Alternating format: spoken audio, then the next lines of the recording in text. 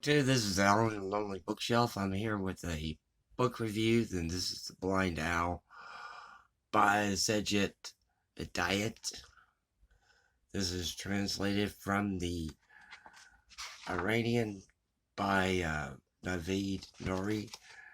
As I mentioned in my previous video, this book is first published in Bombay, India in 1933. It was printed in Iran shortly after, then it was banned.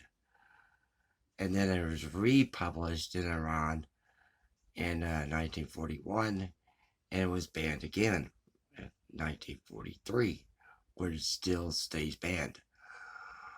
This book deals is a stream of conscious thought. There are no chapter breaks. You have an unnamed narrator as he goes through the process of grieving his wife, who was handpicked by him, not by him, but by their parents. And he talks about that period in the book. He talks about that period when they met and how they really didn't know each other as they went on. And then the woman dies. His wife dies. So you have a person who is going through a grieving process. Grieving, as they say, is in the polls, is the number one thing that people fear is the death of the spouse. Death of the spouse is still number one. And number two would probably be making videos on YouTube that people fear the most. C.S. Lewis, and I get my notes here, look at my note. C.S. Lewis said, no one ever told me that grief felt so like fear. And that was from C.S. Lewis's book, A Grief Observed, that he wrote on the death of his wife, Joy Davidson. And he also said that the death of a beloved is like an amputation. And what is it about grieving, especially the death of a spouse, that makes it so fearful and hurtful? Because death comes to us all, as the unnamed narrator says in this book. Only death does not lie. The presence of death destroys and annihilates all superstitions. We are the children of death. It is death that rescues us from the falsehoods of life. And at the end of life, it is He that calls us and summons us closer to Himself. During the tender age, when we still do not understand human speech, if we pause for a moment while at play, is to hear the sound of death. Throughout life, it is death that is pointing at us. As such an occurrence not happen for everyone, whereby suddenly and without reason they go into thought, and so immersed are they in the thought they become unaware of their surrounding and time, and forget what it is that they were thinking about. Then one has to struggle to once more become aware of and familiar with their surroundings in the visible world. This is the sound of death. Adoniram Judson was a missionary, United States missionary, in the early 19th century.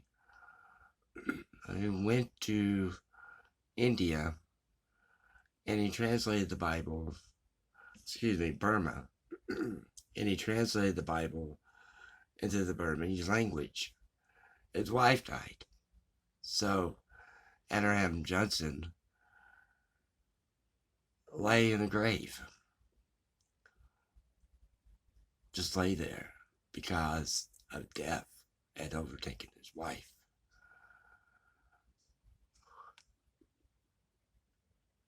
And there's a lot of things in this book which the guy, the unnamed narrator, uses to try to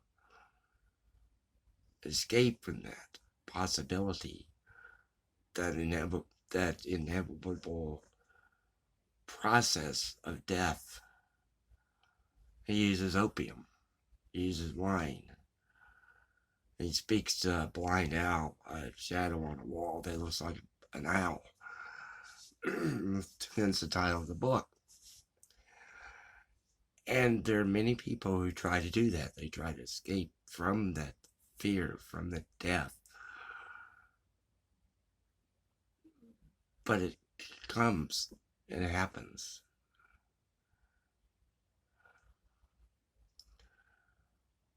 In the Gospels, Matthew, when Jesus cleansed the temple, he was asked about what power do you do this? And Jesus said, kill this temple in 3 days, I'll raise it up again. And they said, we had this temple took us 40 years to build. But what he was talking about was his own body. And that the Greek verb that is used in that passage, that kill this body, 3 days I'll raise up, the word for means sleep. Go into a deep sleep, in a deep coma, so to speak, and then you raise up. That has happened a lot to people that have comas and they're in the hospital for a long time and they suddenly wake up. So you see a sort of an example of that. But the Apostle Paul takes that and uses grief and says that we are not like those. We grieve, but we're not like those who have no hope. That we have no hope. That hope is the resurrection. Thank you very much for watching.